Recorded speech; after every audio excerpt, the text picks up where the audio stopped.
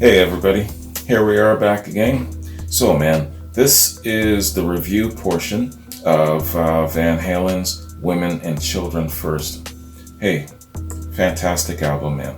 Right up there, rubbing shoulder to shoulder with the first two. I like this one, love this one just as much. Great musicianship. Oh man, precision is fantastic. These guys, their instrumentals, their musicianship, like I said, I'm going to keep saying it. I draw a parallel with Rush. Their musicianship is just on par, timing wise. It's just on point, just as tight as that of Rush, man. These guys, they can't be denied. They've got talent all around. What's there not to like? Even if you might not like Van Halen, some I've had some comments where people are like, oh man, why are you wasting your time with Van Halen? You should be doing this, you should be doing that. Well, you've just insulted multitudes and multitudes of people who do like Van Halen. And like I said, what's there not to like? Maybe you don't like the boisterousness of David Lee Roth. I think it's a part of his charm. Maybe you don't like harmony, excuse me. Maybe you don't like harmony in your hard rock music. Maybe it could be the harmonizing of the vocals. Who knows? It could be something like that. But then just to come out just because you feel that you are compelled and that we're going to be so enriched by your comments to say something like you don't like Van Halen and why waste your time. Man, that's really, really insulting to a lot of people who don't like Van Halen. And by the way, whoever that person was that made those comments, I erased them immediately. So no one got to even see your dumbass comment. So listen, man, when you come into the comment section, right, you are coming into my house. I'm inviting you to come along into my house. So if you're going to drop some insulting rhetoric and some just ignorant, dumbass statements, I'm going to erase your comments. And if I see you and you are repeating this pattern, I'm going to block you. It's that simple. Don't come up into my house and insult my guests who like Van Halen, right? Or who like any other, artists. People like what they like for various reasons. People don't like certain things for whatever reason, and that's fine. Just don't say anything at all. You don't have to grace us with your damn comments. So that's a warning. And you know who I'm talking to. There's a handful of you who made these comments. So where Van Halen is concerned, hey man, in my personal opinion, I think they're fantastic. I think they're a great credit to the music industry. Their diversity, their charm, everything about these guys just oozes rock star. And the fun they seem to have, not just visually, but also just listening to their music is just a treat, man. And I really, really have a very, very, I've always had a fondness to them, mainly because of their public persona. And just like their sister band, Aerosmith, I really like their image of how they seem to be having fun. They don't sweat the small stuff. They're really just enjoying the process, enjoying themselves. Yeah, I know that they've had some turbulence, but it seems that great bands who've achieved a lot, they've all had some sort of turbulence. I can't think of any band in history who has achieved greatness who hasn't had issues with each other or personal strife or tragedy, definitely. So, Van Halen is no exception, but they are definitely worthy of all the great praise and accolades that they have. And from me, man, I think that these guys are great. They came along at an excellent time too. Late 70s, early 80s, at a time where music was changing and you needed somebody really, really strong to kind of shoulder rock and roll, classic rock, and take it into the 80s where times were being challenged and music was shifting around and people were being challenged with all kinds of different things. Synthesizers were coming into play, and so you needed a strong, solid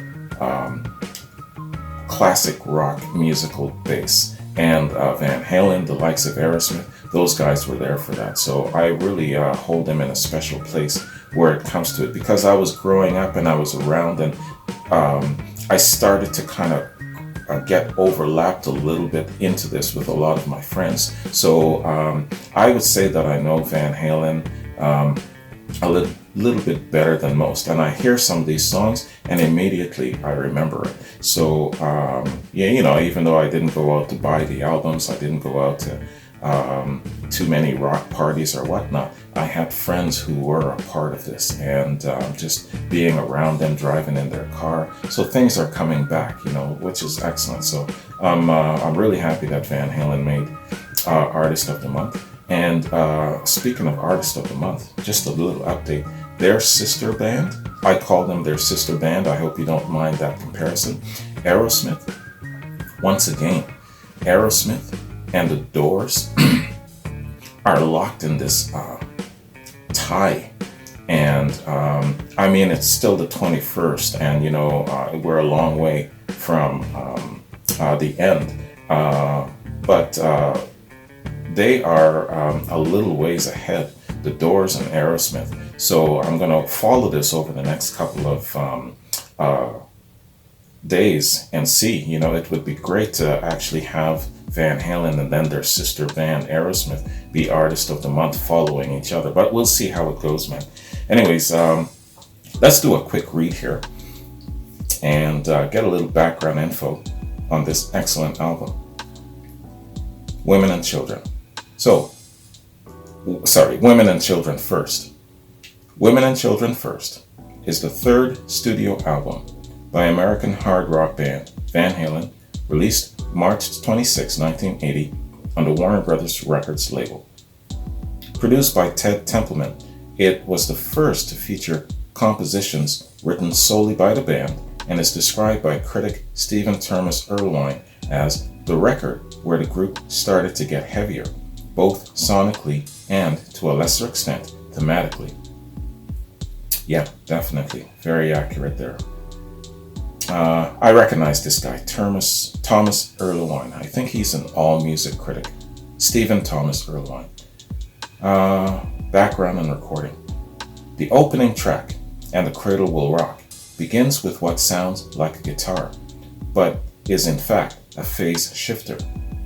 The album is somewhat different from the band's first two albums in a way that it features more studio overdubs and less emphasis on backing vocals. Could This Be Magic contains the only female backing vocal ever recorded for a Van Halen song. Nicolette Larson sings during some of the choruses. Nicolette Larson. I sometimes mix up my female singers. Nicolette Larson sings A Lot of Love. It's going to take a lot of love, I believe. The rain sound in the background is not an effect. It's raining outside, and the band decided to record the sound in stereo and added it to the track. The first single from the album was the keyboard-driven And the Cradle Will Rock. Although it is not a success like previous singles, Dance the Night Away or cover of You Really Got Me, the album itself was well received and further entrenched the band as a popular concert draw. The song, Everybody Wants Some, was also a concert staple through the 1984 tour and continued to be played by David Lee Roth after he left Van Halen. What's the status of Excuse me, man. What's the status of Van Halen now? Are they still together with David Lee Roth, or are they together with Sammy Hagar, who is fronting Van Halen right now? Are they in fact together? Answer that for me. The album contains a track at the end of In a Simple Rhyme, a brief instrumental piece entitled Growth, which begins at 4:19. While Growth faded out on the original vinyl LP and cassette, it was given a cold ending at full volume on the compact disc. At the time, the band was toying with the idea of starting what would become their next album fair warning with a continuation of Growth, but this did not occur. Growth was a staple of the band's live shows with Roth and often used as the start of their encores. Several outtakes from these sessions exist, including an unreleased instrumental often referred to as Act Like It Hurts, which was the title Eddie Van Halen originally wanted for Tora Tora. Act Like It Hurts also provided a riff for House of Pain, released on 1984. Yeah, that's an album, 1984. The album version included a poster of the photograph by Helmut Newton featuring Roth chained to a fence. Everybody Wants Some was featured in the 1985 comedy Better Off Dead during a sequence featuring a singing, guitar-playing, claymation hamburger. A nod is given to Eddie in the animation, as the hamburger's guitar sports the Frankenstrat design made famous by him. Everybody Wants Some is also featured in the 2009 film Zombieland. Critical reception. Reviews for Women and Children First were generally favorable. David, is it Frike or Freaky? Fricke, for Rolling Stone, highlights the songs Romeo Delight, Everybody Wants Some, and Loss of Control, calling them works of high volume art. Freaky praises the band, calling them exceptionally good players. Both Freaky and Robert Christgau compare Eddie's guitar work to Jimi Hendrix. Christgau gives the album a B rating, stating, Eddie earns the Hendrix comparisons, and he's no clone. He's faster, colder, more structural. In a retrospective review for AllMusic, Stephen Thomas Erlewine rated the album 4.5 stars out of 5. Erlewine calls the album mature, or at least get a little serious, noting there's a bit of a dark heart beating on this record. Okay, yeah, I can see that. Especially when you're thinking about the theme of some of the songs. One of the big takeaway themes for me was his desire to free himself, get away. He's being suppressed. He's being anchored. He's got to fight to be his own person, be independent, and follow his own path. So I can understand that when he says there's a dark heart beating on this record. I think maybe he's tapping into that as well. What do you think of that? Kerrang! Magazine listed the album at number 30 among the 100 greatest heavy metal albums of all time, and Rolling Stone listed the album at number 36 in their list of the 100 greatest metal albums of all time. All right, man. Excellent. That is Wikipedia Song Fact Info on Women and Children First. Man, it's a great album. And, so far, all three albums have, of course, a nice, unique flavor to them. You don't want them to be the same. And, that slow track, I can't remember the name of that track now, where it has that phrase, Women and Children First. That really, really showcases their ability to harmonize, switch things up. The variety is different. The musicianship is excellent. The playing of the guitar in a folksy style, fantastic. These guys really, really have skills. And they created great tunes, man. Some good magic among the four of them. They're excellent musicians. On point with Rush. And man, I definitely give these guys 2 thumbs up for sure. So that is the end of my reaction and review to this great album, man. Here's a quick update. I'm just scrolling down here real quick. Just want to give you guys an update on what's happening in my world, man. Thin Lizzy. Yesterday, a couple of days ago, I did a quad reaction for Thin Lizzy, and I've been having some issues where uploading is concerned. On the 2 platforms that I usually use to upload, they have both gone dormant, I would say. You know, they go through the process and it just shows it's processing, it's processing, it's processing. Hours go by and it's still processing.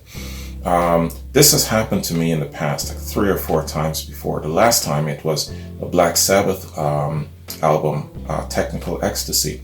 It took me almost another week to finally get it accepted. No explanation for it, don't know why, but I mentioned this in my Robert Plant birthday tribute that the Thin Lizzy quad was soon coming, but I've since experienced this delay. So at some point in time, you'll probably see it, I hope, but for right now, I don't have any explanation. I don't know why the platforms aren't accepting it. It's just processing, but nothing else happens. Hours go by. I left for work, left the computer on, and hours later, it's still, nothing has happened. Anyway, man, that's what's going on with Thin Lizzy. Secondly, if you are only viewing YouTube, you're going to be missing a few uploads. So I'm going to encourage you to check out my other platforms on a daily basis or every couple of days or whatnot, because I have a Robert Plant birthday tribute. Yesterday was Robert's birthday, and I had this excellent interview sequence chopped up with some of his personal music, some of his solo stuff. Great interview with Dan Rather. You've got to see it. And that was an excellent way to do a birthday tribute for Robert Plant. So if you're seeing this upload on YouTube, please go to the other platforms and check that out, okay? And I can't use the name, the V word too much because the algorithm acts funny. I can say Patreon, but I can't use that V word too often. Strange, man. I hate playing these games. So here's another update. I've got Led Zeppelin Reaction loaded for a couple of days away. I believe it's Houses of the Holy from Physical Graffiti. So I'm gonna jump on that in a couple of days. And I've got a couple of other things loaded too. I'm thinking of doing another installment of the Gone Too Soon series. And I believe that's Randy Rhoads who's up next. And then I'm going to do, or hoping to do, a Women in Rock installment. I know it's Melissa Etheridge. And then a Canadian rocker series is in the shoot as well. And I know that that's Jeff Healey. So I won't be able to do them all because the rest of the month is basically for Van Halen. I've got 3 more albums to go. But I'll be able to squeeze in a few other things too. So it's kind of like a selection from some of those sources, just so you know what's going on in my head. Anyway, man, so look for the next Van Halen full album reaction in about 2 to 3 days. I'm feeling more so closer to 2 days, and we'll go from there, man. I definitely want to get at least the first 6 albums done. So thanks very much for joining me, man. Hope you like my reaction. Hope you like my review. I had a lot to talk about. Sorry I was so long-winded, but yeah, man. I'll see you in my next Van Halen full album reaction in a couple of days, probably in 2 days. All right? Have a good one. I'll see you later. Peace.